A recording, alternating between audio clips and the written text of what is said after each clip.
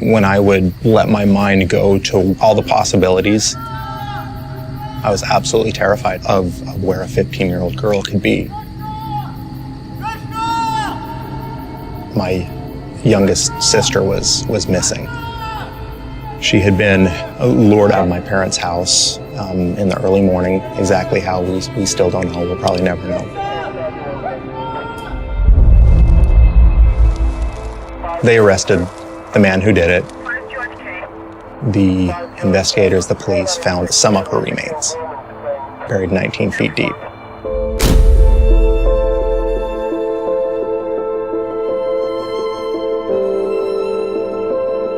The trial was, by all means, the worst part of the entire situation. I was left with all of these horrific images, reliving the nightmare. During that time, my father was also struggling with cancer. He passed away not knowing where she was. Several years after, my mom passed away as well. You know, I was in my mid-30s and I felt like an orphan. And I felt so betrayed. I felt that God withdrew, that God let it happen.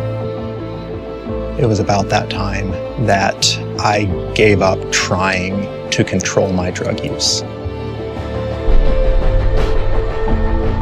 It was too much. It was time to get some deeper help.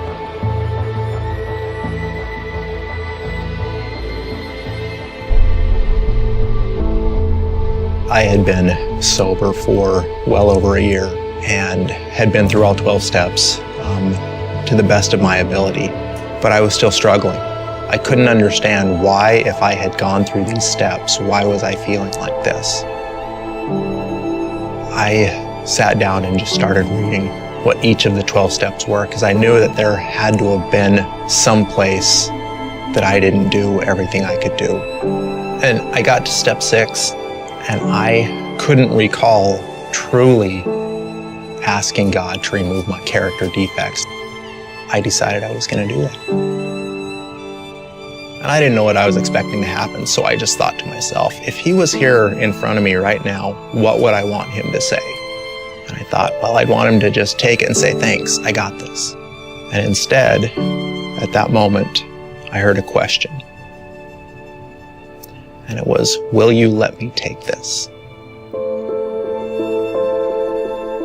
I realized that I had done all of this work to be relieved of this misery. And that question, will you let me take this, completely changed the trajectory of my recovery in my life. I had a good friend recently tell me of an African proverb that says, if there's no demon within, the demon outside can do us no harm. And that's where I live. I've conquered those interior demons. Nothing on the outside matters.